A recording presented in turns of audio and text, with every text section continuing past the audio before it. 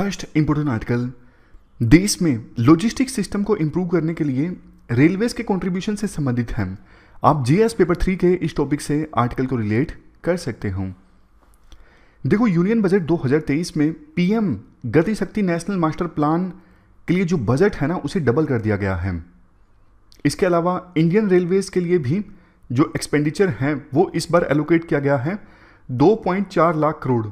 वैसे आगे बढ़ने से पहले एक क्वेश्चन आपसे पूछ लेता हूं, पीएम गति शक्ति नेशनल मास्टर प्लान क्या है? देखो, देश में ना इंफ्रास्ट्रक्चर को इंप्रूव करने के लिए ये नेशनल मास्टर प्लान है। डिजिटल प्लेटफॉर्म है पीएम गति शक्ति। डिजिटल प्लेटफॉर्म में ना 16 मिनिस्ट्रीज शामिल हैं। अब कई बार जैसे देखो इंफ्रास्ट्रक्चर इस्टेब्लिश करना होता है ना, जैसे रेल है, रोड है, तो काफ़ी सारी मिनिस्ट्रीज का आपस में कोऑर्डिनेशन लगता है। अब मान लीजिए दिल्ली से लेके मुंबई के बीच में ट्रैफिक इंप्रूव करना है, लास्ट माइल कनेक्टिविटी इस्टेब्लिश करनी है। अब लास्ट माइल कनेक्टिविटी इंप्रूव करनी है तो रेल, रोड, फ्लाइट्स सब कुछ आ जाती हैं इसमें। तो सारी मिनिस्ट्रीज एक जगह पे इकट्ठा है पीएम गति शक्ति डिजिटल प्लेटफॉर्म में। अगर सारी मिनिस्ट्रीज एक ही जगह पे होंगी तो किसी प्रोजेक्ट के लिए ना उनके अंदर कोऑर्डिनेशन आसानी से हो सकेगा। ये है पीएम गति शक्ति। और पीएम गति शक्ति नेशनल मास्टर प्लान देश में इंफ्रास्ट्रक्चर को इंप्रूव करने के लिए प्लान है। तो इसके लिए बजट डबल कर दिया गया। रेलवेज के लिए भी ज़्यादा खर्च करने का इस बार अनाउंसमेंट हुआ है बजट 2023 में। देखो, जो हमारे देश में फ्रीट मूवमेंट है ना, फ्रीट समझते हो, सामान एक स्थान से दूसरे स्थान पर भेजा जाता है। सामान मतलब जैसे देखो आयरन ओर है, कोल है। अब कोल माइन है फॉर एग्जांपल झारखंड में, और थर्मल पावर प्लांट कहाँ पे है, फॉर एग्जांपल हरियाणा में है, तो वहाँ से कोयला आएगा हरियाणा में। तो ये फ्रीट की मूवमेंट का एक एग्जांपल है कि सामान एक स्थान से दूसरे स्थान पर भेजा जाता है। अब सबसे ज़्यादा किस मीडियम का यूज़ होता है सामान भेजने के लिए? क्या रोड ट्रांसपोर्ट से ज़्यादा सामान जाता है या फिर रेलवेज से? देखो, कायदे से ना ज़्यादा सामान एक स्थान से दूसरे स्थान पर जाना चाहिए रेलवेज से, लेकिन जाता है हमारे देश में अभी रोड पर, रोड से जाता है। 65% जो फ्रीट की मूवमेंट होती है ना, सामान की मूवमेंट होती है, वो रोड से होती है। अब रोड से सामान जाता है, एक तो देखो फ्यूल ज़्यादा कंज्यूम होता है, महंगा पड़ता है, एक्सपेंसिव पड़ता है। रोड पर कंजेशन ज़्यादा होता है, भीड़ भाड़ रहती है रोड पर, एक्सीडेंट्स ज़्यादा होते हैं। इसके अलावा पोल्यूशन भी ज़्यादा होता है। तो रोड से सामान भेजने से काफ़ी दिक्कत आती है।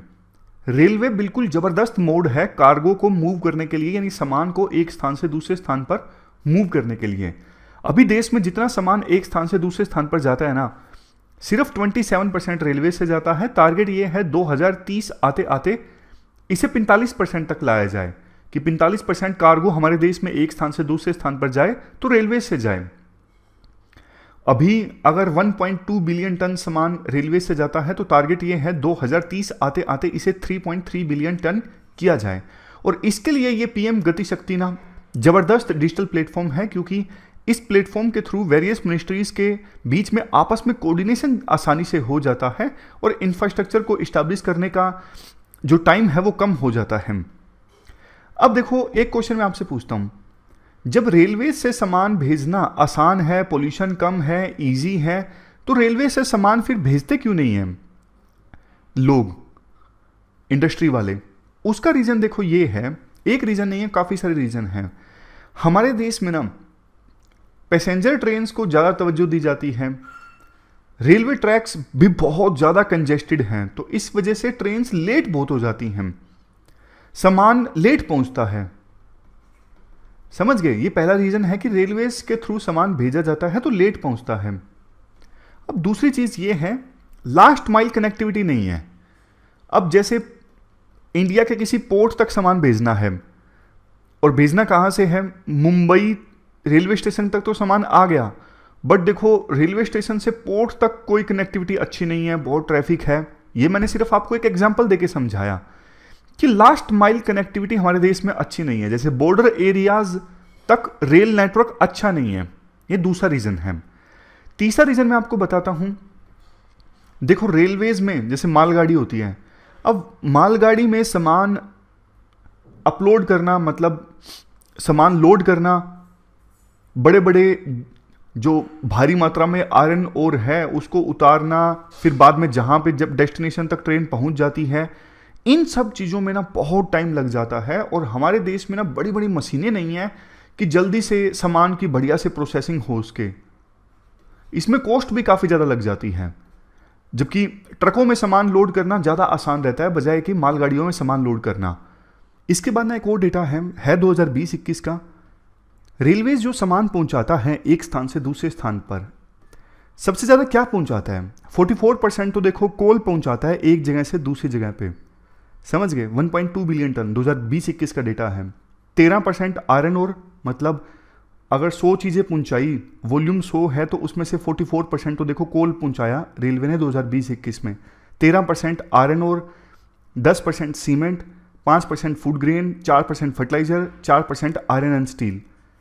इसके अलावा नॉन बल्क कमोडिटीज़ का ट्रांसपोर्टेशन भी काफ़ी हुआ, मतलब ऐसा सामान जो बल्क में नहीं है इतना इतना, लेकिन छोटा मोटा सामान, जैसे कोई अपनी बाइक भेज देता है एक शहर से दूसरे शहर में, कोई साइकिल भेज देता है, उस टाइप में। अब ये जो नॉन बल्क वाला सामान है ना, छिटपुट वाला सामान, इसकी संख्या बढ़ती जा रही है। जैसे देखो 7.6 मिलियन TEU ये यूनिट है, 20 फुट एक्विवेलेंट यूनिट, 2008 में इतना पहुंचाया रेलवे ने, और 2020 में 16.2 मिलियन TEU यानी 20 फुट एक्विवेलेंट यूनिट। समझ गए? ये TEU है ना, कार्गो कैपेसिटी की यूनिट है, पता लगाने की कितना कार्गो गया है। अब देखो दूसरे देश जो है ना वो इस मामले में काफ़ी बढ़िया करते हैं। चाइना जैसे, चाइना वहाँ पे डेडिकेटेड रेल लाइन्स हैं, स्पेशल ट्रेन चलाता है इस प्रकार से डबल डेकर, जिसमें एक के ऊपर एक कंटेनर रख के भेजा जा सकता है। चाइना में इंफ्रा काफ़ी बढ़िया है रेल का, इसलिए वहाँ पे रेल के थ्रू फ्रीट मूवमेंट काफ़ी होती है। बट इंडिया में जैसा हमने डिस्कस किया चैलेंजेस काफ़ी हैं। बट देखो अब धीरे धीरे इंडिया में भी इंफ्रास्ट्रक्चर चेंज हो रहा है। PM गति शक्ति नेशनल मास्टर प्लान के अंतर्गत रेलवेज पे काफ़ी ध्यान दिया जा रहा है। राइटर ये कहते हैं जो एग्जिस्टिंग प्रोजेक्ट्स हैं ना उनको कंटिन्यूसली मॉनिटर किया जाए और नए जो प्रायोरिटी एरियाज हैं ना उन पे भी फोकस किया जाए। जैसे देखो मैं आपको एग्जांपल देता हूँ। अब आज के समय में इस प्रकार के प्रोजेक्ट चल रहे हैं, जैसे डेडिकेटेड फ्रीट कॉरिडोर है, सीधा सीधा सामान एक स्थान से दूसरे स्थान तक भेजने के लिए, जैसे वेस्टर्न डेडिकेटेड फ्रीट कॉरिडोर है, ये जो दिल्ली से मुंबई वाला है। इसके अलावा और भी डेडिकेटेड फ्रीट कॉरिडोर है, जैसे ये साउदर्न डेडिकेटेड फ्रीट कॉरिडोर, ये eastern coast dedicated freight corridor, मतलब डेडिकेटेड कॉरिडोर है सामान को एक स्थान से दूसरे स्थान पर पहुंचाने के लिए। इसके अलावा multi modal logistic park establish किए जा रहे हैं। इसको मैं आपको एग्जांपल की सहायता से बताता हूं। जैसे देखो ये मुंबई है और ये दिल्ली है। अब मुंबई काफी सारे छोटे छोटे शहरों से जुड़ा हुआ है, फॉर एग्जांपल थाने है, JNPT है, आसपास के और छोटे मोटे शहर हैं, और दिल्ली भी आपको पता है कई सारे छोटे छोटे शहरों से जुड़ा हुआ है, फॉर एग्जांपल गुड़गांव, करनाल, हिसार। अब आमतौर पे होता क्या है, सामान भेजना हो थाने से गुड़गांव में, 10 टन का एक ट्रक जाएगा, सामान लेके जाएगा। JNPT से सामान जाना है करनाल में, 10 टन का ट्रक जाएगा, सामान लेके जाएगा। लेकिन मल्टी मॉडल लॉजिस्टिक पार्क में क्या होगा, मुंबई से दिल्ली सामान जाएगा, छोटे छोटे सामान आएंगे, मतलब 10 टन का ट्रक नहीं जाएगा, 50 टन का ट्रक जाएगा। छोटे छोटे सामान इकट्ठे हो जाएंगे और बड़े बड़े ट्रक चलेंगे, क्योंकि ये डेडिकेटेड फ्रीट कॉरिडोर है, यहां पे बड़े कार्गो को आसानी से भेजा जा सकता है। तो मतलब ना मल्टी मॉडल लॉजिस्टिक पार्क में ना हब एंड स्पोक मॉडल पे ध्यान दिया जाता है। मतलब बीच में एक स्पोक है, जैसे ये मुंबई दिल्ली, ये एक हब है और ये सारे स्पोक हैं। स्पोक मतलब जैसे एक साइकिल का पहिया नहीं होता, बीच में हब होता है और फिर वो सारे स्पोक्स होते हैं। उसी प्रकार से मल्टी मॉडल लॉजिस्टिक पार्क में भी ऐसा ही होता है, बीच में एक हब होता है, उसके आर पार यानी बड़े जो शहर है वो छोटे छोटे शहरों से जुड़े होते हैं। तो मतलब पॉइंट ये है कि डेडिकेटेड फ्रीट कॉरिडोर सरकार स्टैब्लिश कर रही है, मल्टी मॉडल लॉजिस्टिक पार्क सरकार स्टैब्लिश कर रही है। प्राइवेट सेक्टर का इन्वॉल्वमेंट होना चाहिए, पार्टिसिपेशन होना चाहिए। जैसे अभी रेलवेज में हम बात कर रहे थे, सामान को लोड करना है, सामान की प्रोसेसिंग करनी है, प्राइवेट सेक्टर को ये सब काम दे दिया जाए ना, वो ज्यादा बढ़िया ढंग से करेंगे, ज्यादा क्वालिटी के साथ इनोवेशन भी आएगी। जैसे आईआरसीटीसी है, आईआरसीटीसी आजकल अच्छे से काम करती है, खाना वगैरह बढ़िया से सर्व करती है। उसी प्रकार से ये सारा काम किसी प्राइवेट कंपनी को दे दिया जाए तो ज्यादा एफिशिएंसी के साथ होगा।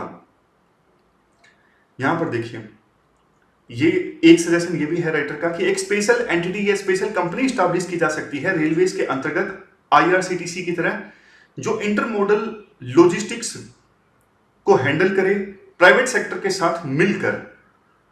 समझ गए?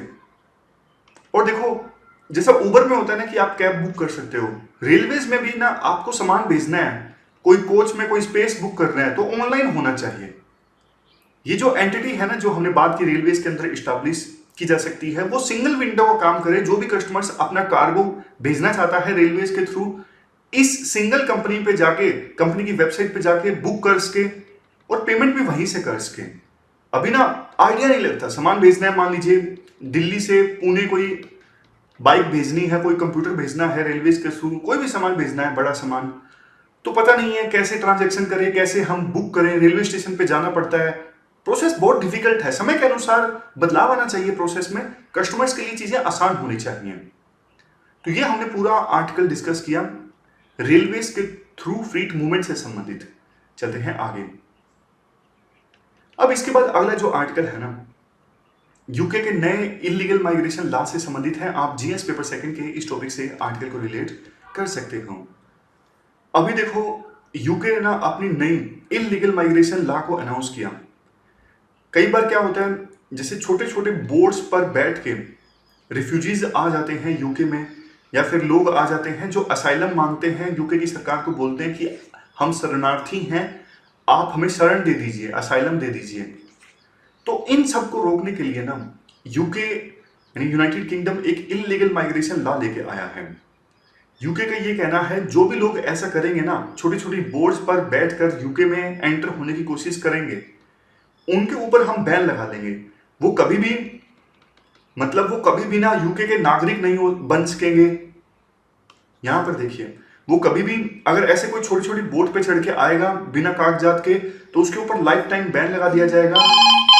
वो कभी यूके के नागरिक नहीं बन सकेंगे, कभी यूके में उन्हें री एंट्री नहीं मिल सकेगी। इसके अलावा उन्हें वापस अपने ही देश में भेज दिया जाएगा जहां से वो आए हैं। फॉर एग्जाम्पल, पाकिस्तान से कुछ लोग बैठ के आए हैं छोटी छोटी बोट्स में यूके में, तो उनको वापस पाकिस्तान में भेज दिया जाएगा। अगर पाकिस्तान उनको नहीं लेता है तो उन्हें किसी थर्ड कंट्री में भेज दिया जाएगा, फॉर एग्जाम्पल रवांडा में। अब आपके मन में आया होगा, रवांडा इसके लिए क्यों राजी होगा? मान लीजिए बोट में बैठ के कोई यूके गया है, यूके उसको नहीं ले रहा है उन रिफ्यूजीज को, तो रवांडा क्यों लेगा? इसके लिए रवांडा के साथ में यूके ने एग्रीमेंट साइन कर लिया है कि आप कुछ दिनों के लिए, मतलब जब तक कि उनको फाइनल उन्हीं के देश में नहीं भेजा जाता है, आपके यहां पे हम उनको रोकेंगे। ऐसा एग्रीमेंट यूके ने रवांडा के साथ साइन कर लिया है। तो देखो, ये जो यूके का नया इलीगल माइग्रेशन वाला लॉ आया है ना, इसका क्रिटिसिज्म बहुत ज्यादा हो रहा है। अब जो देखो, ये जो कानून आया है ना यूके का नया इलीगल माइग्रेशन वाला, इसका ना हर तरफ से क्रिटिसिज्म हो रहा है। जैसे United Nations human rights commission वाली जो बॉडी है, इन्होंने क्रिटिसाइज किया है यूके को कि कोई मजबूरी में मान लीजिए शरण लेके आया है, अपने देश से भाग के बोट के थ्रू आया है, तो आप तो उसे स्वीकार ही नहीं करोगे। और जबकि देखो, 1951 की रिफ्यूजी कन्वेंशन का सिग्नेटरी है ब्रिटेन। इसमें एक प्रिंसिपल ये है कि देखो, कोई अगर जान बचा के आपके देश में आया है, मान लीजिए म्यांमार से बोट के थ्रू कोई जान बचा के यूके में आया है, तो यूके उसे वापस मरने के लिए दोबारा से म्यांमार में नहीं भेज सकता। ये है प्रिंसिपल ऑफ नॉन रिफोलमेंट, कि मतलब जिस देश से कोई जान बचा के आया है, आप उसे वापस उसी देश में जाने के लिए मजबूर नहीं कर सकते। तो यूके सिग्नेटरी है 1951 के रिफ्यूजी कन्वेंशन का, और दूसरी जो ह्यूमन राइट्स की बॉडीज हैं वो भी यूके का क्रिटिसिज्म कर रही हैं। वैसे देखो, यूके ने इस अपने इलीगल माइग्रेशन लॉ में ना छूट ये दी है, अगर कोई डायरेक्टली उस देश से भाग के आता है जान बचा के, फॉर एग्जांपल सीरिया से जान बचा के सीधा बोट के थ्रू यूके में आया है, तो उसे आना दिया जाएगा। बट राइटर ये कहते हैं, देखो, ये जो स्मॉल बोट्स के थ्रू लोग आते हैं ना, वो इतना डिस्टेंस एक ही बार में तो ट्रेवल नहीं कर पाते ना। डायरेक्टली कोई यूके से बोट में बैठेगा और सीरिया से बोट में बैठेगा और यूके आ जाएगा, ऐसा नहीं होता। क्योंकि छोटी बोट इतना लंबा ट्रैवल ही नहीं कर सकती। अब इसके बाद ये बोला जाता है, देखो जैसे ट्रंप बहुत ज़्यादा बोला करते थे इलीगल माइग्रेंट्स के अगेंस्ट, तो उसी प्रकार से ना ये भी यूके में पॉलिटिक्स हो रही है।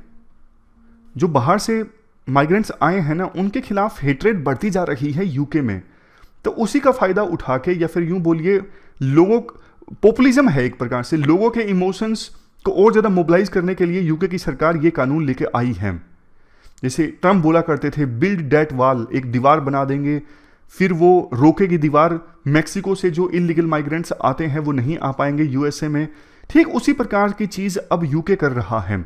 बट देखो यूके और दूसरे वेस्टर्न कंट्रीज इंडिया को तो बहुत बहुत बातें बोलते हैं कि आप रोहिंग्याज रिफ्यूजीज के साथ गलत कर रहे हो, उनको वापस भेज के, सिटीजनशिप अमेंडमेंट एक्ट ये आपका गलत लॉ है, आपको नहीं लाना चाहिए था।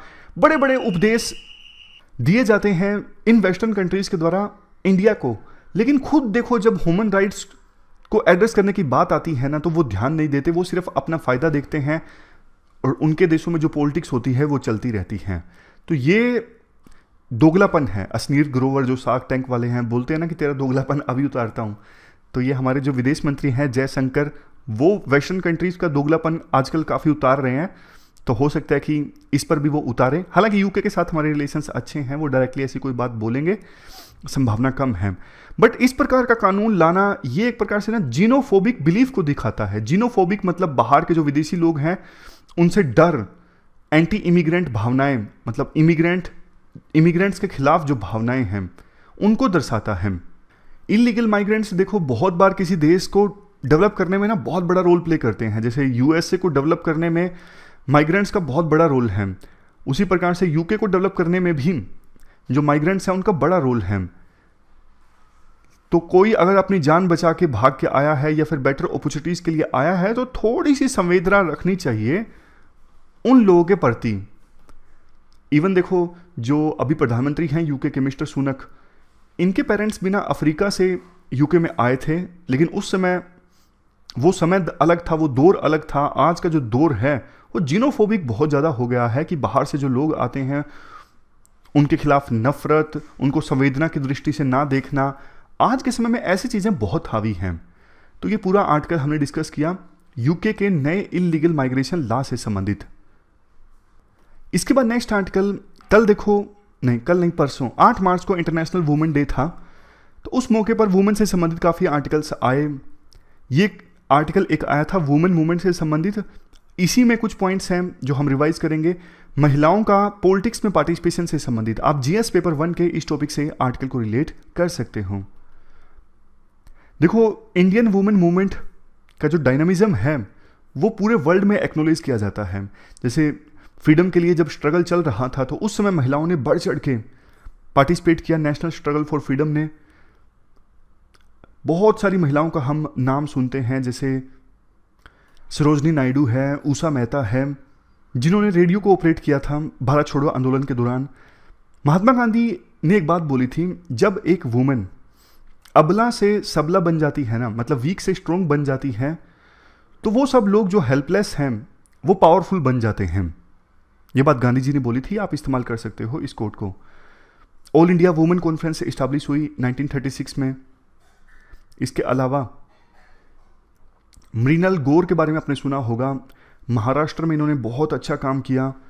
सेल्फ हेल्प ग्रुप वाली मूवमेंट चली थी 1972 में। सेवा मतलब सेल्फ एम्प्लॉयड वुमेन एसोसिएशन। सेवा ने वुमेन को इनफॉर्मल सेक्टर में मोबिलाइज करने के लिए काफ़ी अच्छा काम किया। ईला भट्ट जो एक फेमस वुमेन लीडर थी, उन्होंने काफ़ी बढ़िया योगदान दिया इस सेवा को लीड करने में। सेवा मतलब सेल्फ एम्प्लॉयड वुमेन एसोसिएशन। इसके बाद चिपको आंदोलन में महिलाओं ने बढ़ चढ़ के भाग लिया, पेड़ों को, फॉरेस्ट को कटने से रोका उत्तराखंड में। निर्भया मूवमेंट में हमने देखा किस प्रकार से न सिर्फ महिलाएं बल्कि पुरुष भी एकजुट हुए कठोर कानून बनाने के लिए, ताकि वुमेन के अगेंस्ट जो ऑपरेशन होता है, सेक्सुअल हरासमेंट के केसेस आते हैं, उनको रोका जा सके। सबरीमाला में प्रोटेस्ट देखने को मिला। वहाँ पे एक निश्चित एज ग्रुप में महिलाओं की एंट्री पर बैन था सबरीमाला में, लेकिन उसके खिलाफ प्रोटेस्ट हुआ, मामला सुप्रीम कोर्ट में पहुँचा। तो ये कुछ एग्जाम्पल्स हैं वुमेन मूवमेंट के। अब हम डिस्कस करते हैं महिलाओं का पार्टिसिपेशन पॉलिटिक्स में। देखो, हिस्टोरिकली इंडिया में महिलाओं को डिसीजन मेकिंग प्रोसेस में प्राइमेसी नहीं दी गई है।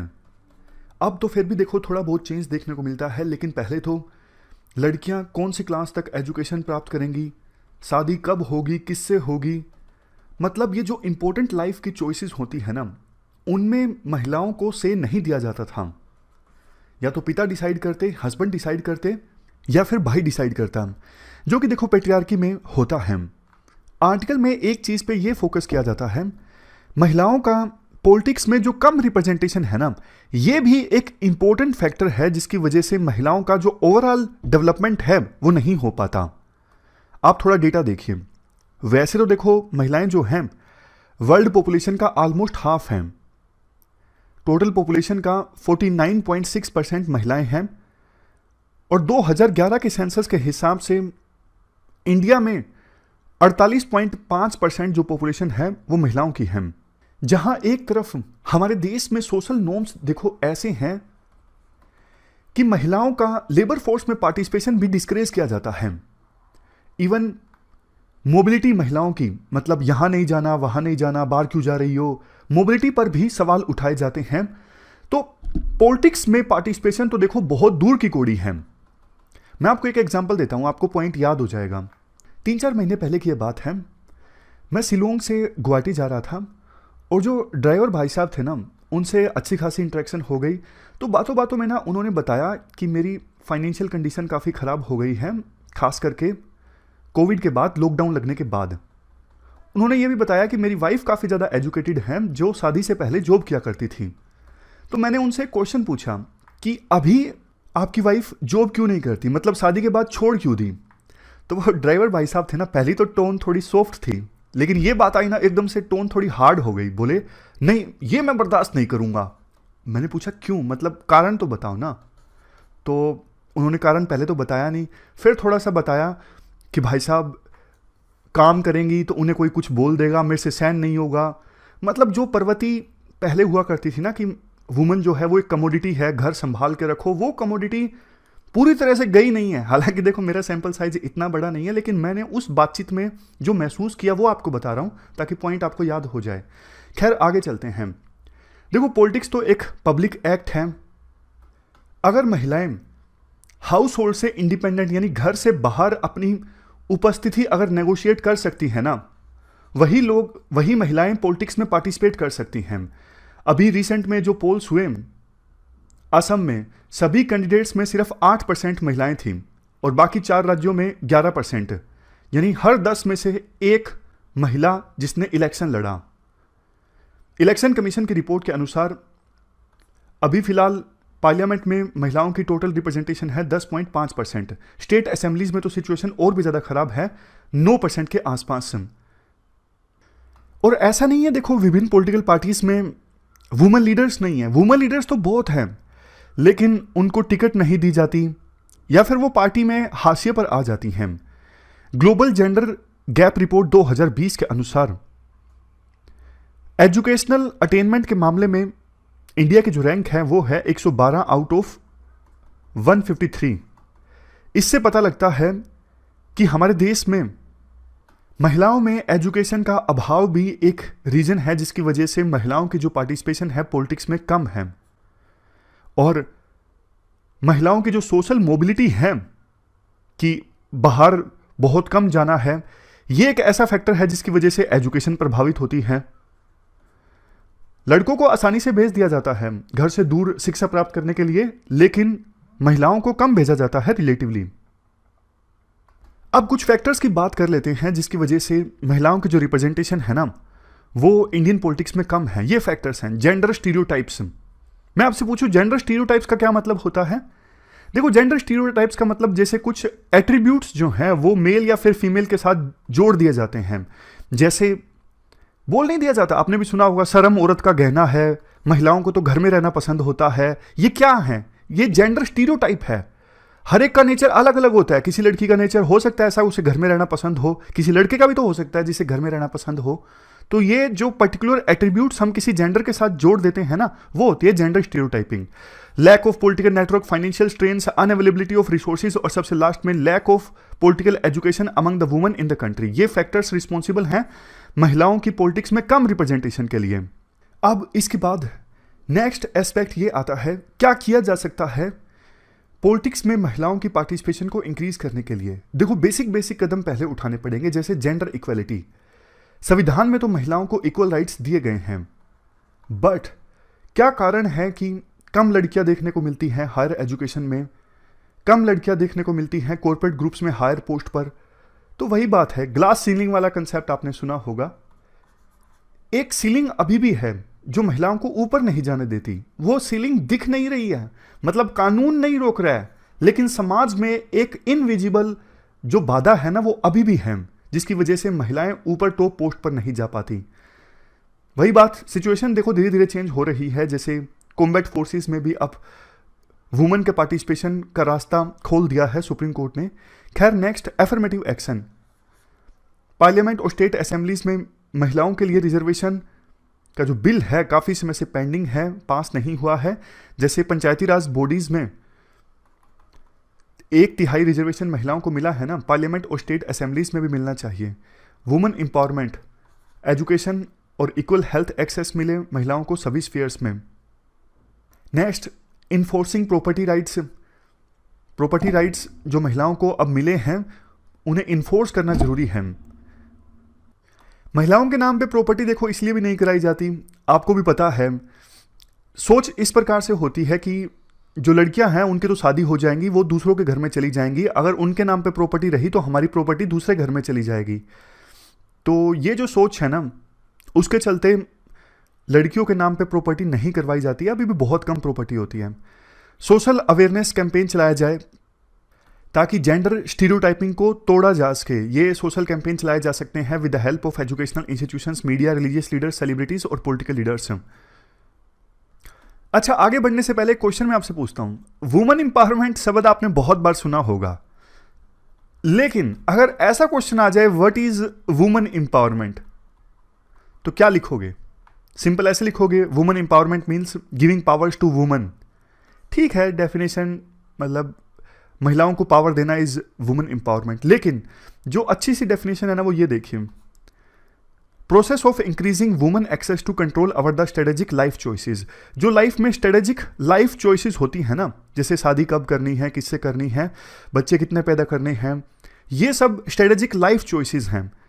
इन स्ट्रेटेजिक लाइफ चॉइसेस के ऊपर महिलाओं को कंट्रोल देना और उनको अपॉर्चुनिटीज प्रोवाइड करना ताकि वो अपनी कैपेसिटी के हिसाब से अपने पोटेंशियल को रियलाइज कर सकें।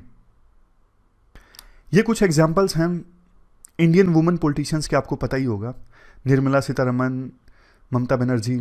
लास्ट में सरकार के द्वारा कुछ स्पेशल इनिशिएटिव्स लिए गए हैं महिलाओं को एम्पावर करने के लिए, वो भी आप लिख दीजिएगा।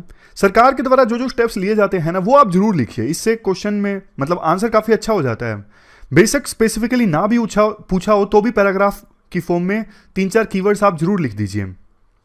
नेशनल कमीशन फॉर वुमेन 1992 में सरकार ने सेटअप किया थी ये स्टैट्यूटरी बॉडी, ताकि महिलाओं से संबंधित जो भी कॉन्स्टिट्यूशनल या फिर लीगल सेफगार्ड्स हैं ना, उन्हें स्टडी किया जा सके, उनकी इंप्लीमेंटेशन को मॉनिटर किया जा सके।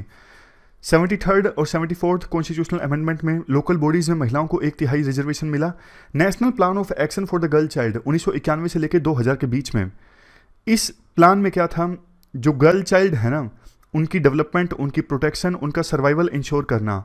अल्टीमेट ऑब्जेक्टिव था वो ये था, गर्ल चाइल्ड के लिए बेहतर फ्यूचर तैयार करना। सबसे लास्ट में national policy for empowerment of women 2001 में आई थी। उस समय department of women and child development, जो मिनिस्ट्री ऑफ HRD के अंतर्गत आया करता था, आज के समय में तो ये अलग से मिनिस्ट्री है, तो इस डिपार्टमेंट ने ये प्लान तैयार किया था, ये पॉलिसी तैयार की थी, national policy for empowerment of women. मकसद ये था महिलाओं का एम्पावरमेंट, डेवलपमेंट और एडवांसमेंट। तो ये कुछ इनिशिएटिव्स आप सरकार के द्वारा जो लिए गए हैं वो लिख सकते हो। अब चलते हैं आगे।